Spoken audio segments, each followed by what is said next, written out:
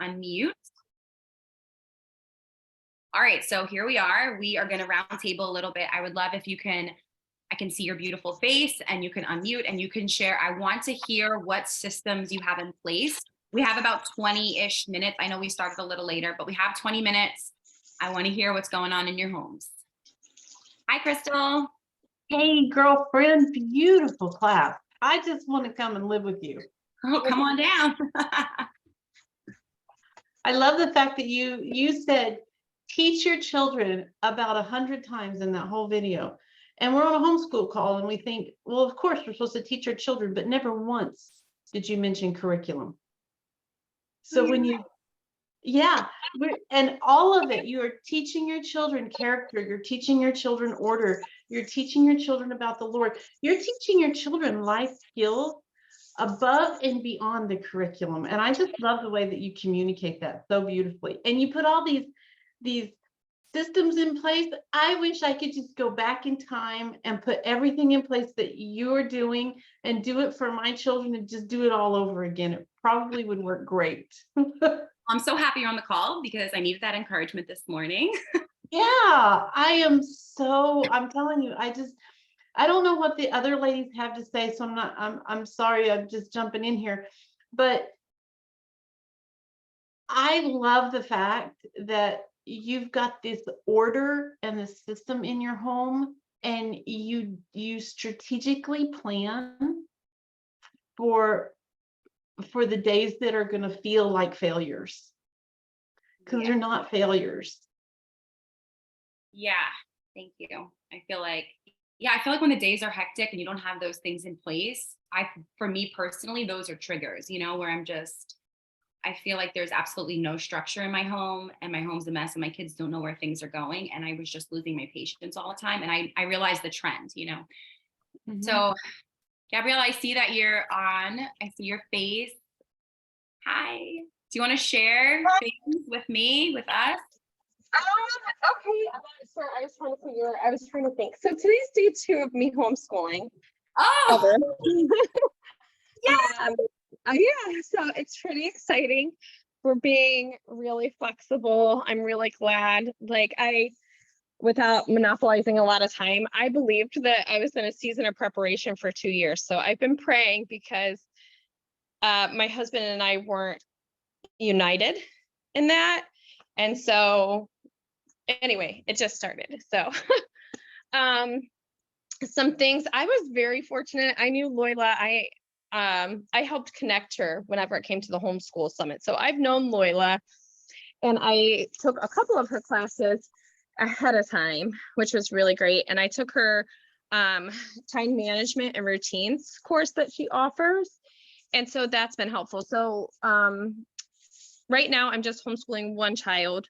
We had already paid for preschool for our other child for the whole year. So we'll start that next school year. But we have the morning bucket of the chores, and chores even include did you wash your face and brush your teeth and make your bed? So we have that, and we're working on, he has started making his own breakfast and clearing his plate and putting it in the sink. So we haven't made it quite to him washing it, but we'll get there.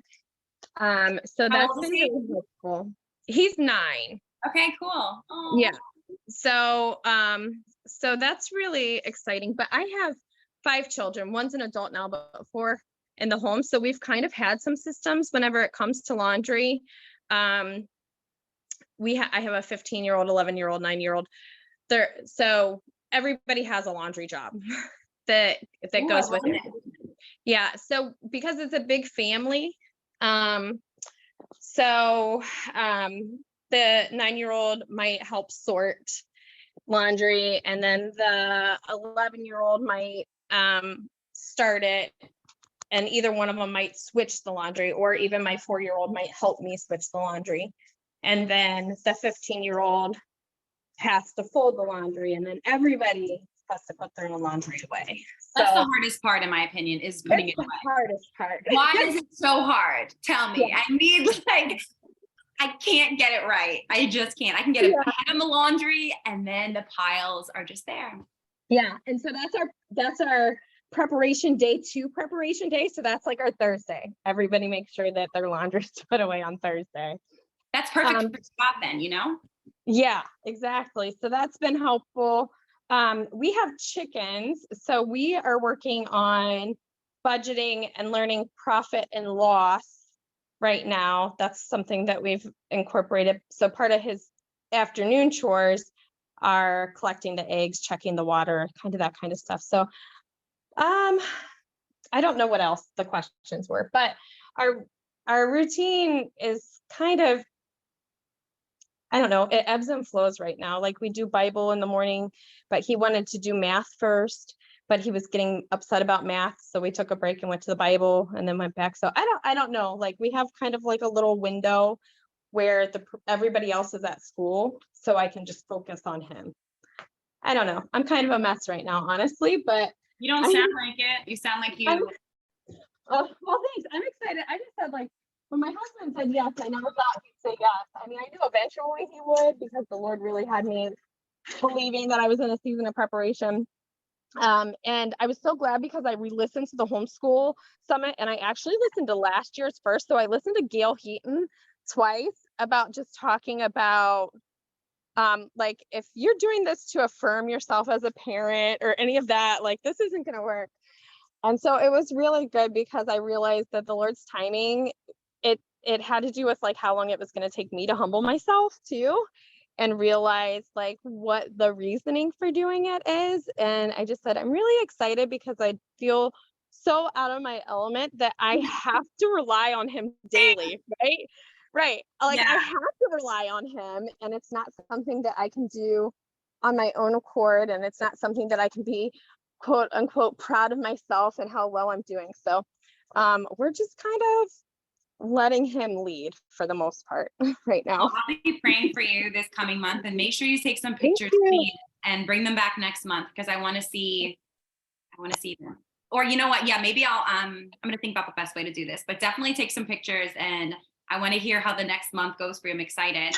Okay, I'm excited too. And I know another system that I do have that I've done for a long time that's good.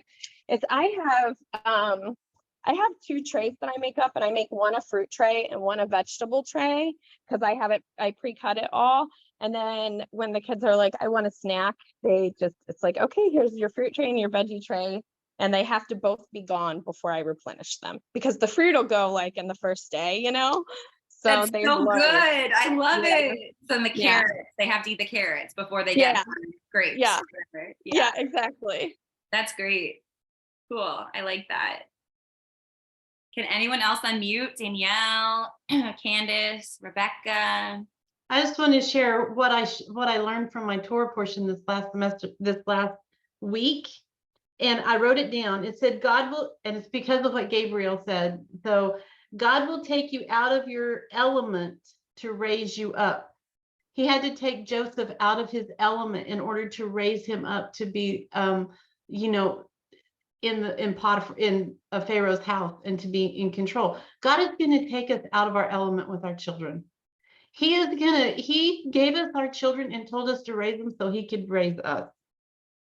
And we are going to build our character while we are building theirs. And I want each and every mom to know this, that your feeble attempts, no matter how disorganized and cluttered they feel, God will use them to magnify them to his glory. So all you have to do is just put a hand to the plow and he will do the rest. I just want to encourage everybody about that. I'm gonna cry.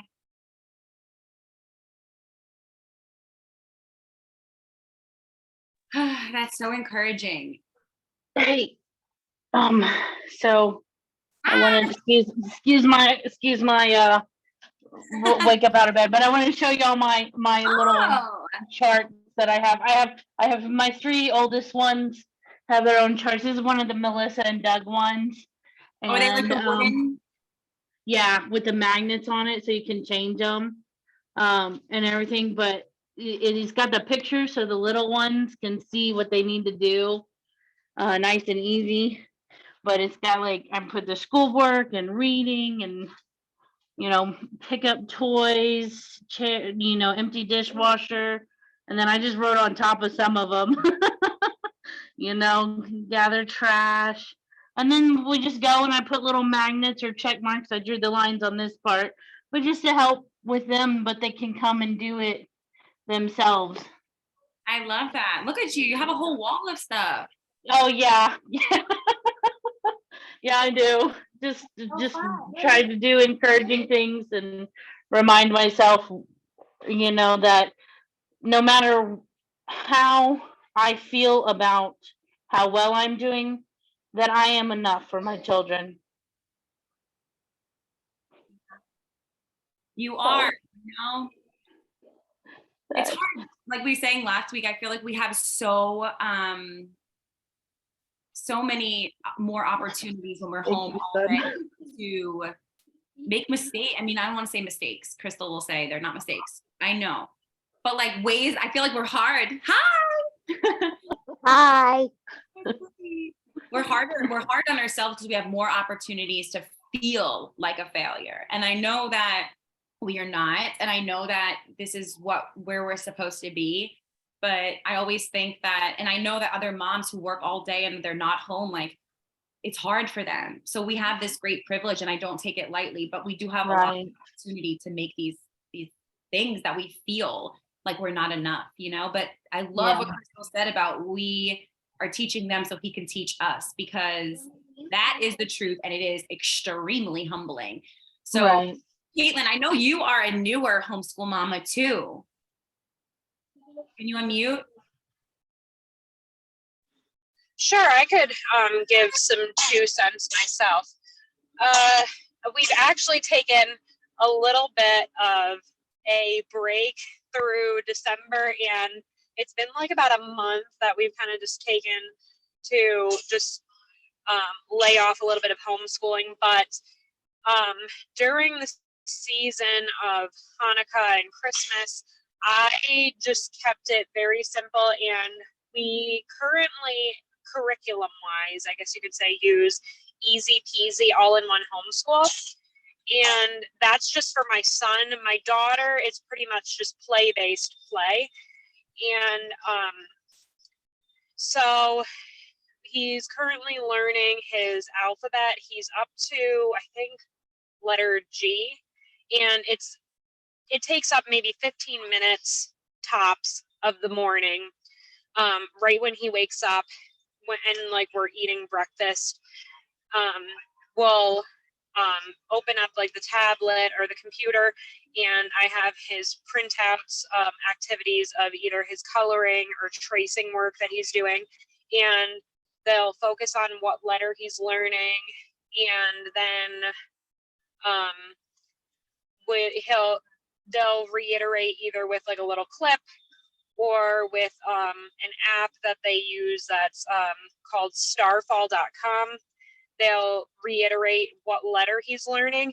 And that's actually been helping with some of his language development. I think that he might still possibly have a slight speech delay, but it encourages him to learn his letters and his letter sounds. And then we just work on like routines such as after we eat breakfast, then we brush our teeth, and then we can have some playtime. And then I try to set like a rest time sometime in the middle of the day after they eat their lunch. If they nap, that's fine. If not, that's fine too. And then do like something like an art activity in the afternoon. But what I did through Hanukkah and Christmas is I found at Target a little wooden menorah that comes with paint, and the children could paint them. They could paint them, and then we put sparkles on it. And the same thing, Hobby Lobby, probably, I think with their Christmas stuff now, it's 90% off, but their items are sometimes far and few between. But for Christmas and stuff, if you want to involve that, we also found a wooden nativity, and we just talked about the story of Jesus's birth, and we took that wooden nativity, I think it was like a total of maybe $5, and we had some children's paint, and we used sparkles, and I put out like a sheet of like like a big packing paper on the table, and I just let them play and just color and paint on there. And you can either find it at Michael's or Hobby Lobby too. They have like for toddlers these really nice little brushes that are different textures. So some of them have like a sponge material on the top, and some of them have like a speckled material. So then they can explore textures and just learn through play is what at my age I've had to learn. For little kids is like play-based learning is one of the best ways to teach them. And my daughter, just getting her used to, like, she wants to help and do things the way mommy does them. So when I'm preparing for Shabbat dinner, because normally that takes most of my time, what I end up doing with her is I end up a lot of the time just like having some of my items for my challah bread or the meal that I'm making somewhat set out. And I just, I explain things to her in a way that she can understand them, that like, this is a mommy job, but you can do this job. So then I have her help me along as I'm putting in ingredients for challah bread, or if I'm doing a roast, then like, after mom cuts the carrots, then you can put them in the bowl. And it makes her feel like that she has a level of autonomy to be able to help, and that she can do things in the home that contribute to like being able to bless others in our family, or to be able